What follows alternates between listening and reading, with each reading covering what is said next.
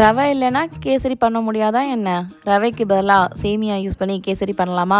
திடீர்னு ரவா கேசரி சாப்பிடணும் போல் தோண்டிட்டு இருந்துச்சு. பார்த்தா வீட்டில் ரவை இல்லை. ஸோ அதனால் சேமியா தான் இருந்துச்சு. அதுவும் அணில் சேமியா பாக்கெட் இருந்துச்சு.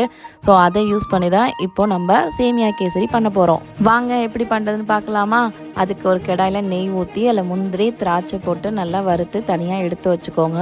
அந்த நெய்லேயே ஒரு பாக்கெட் சேமியாவை ஆட் பண்ணி நல்லா நெய்யில் வறுத்து எடுத்துக்கலாம்.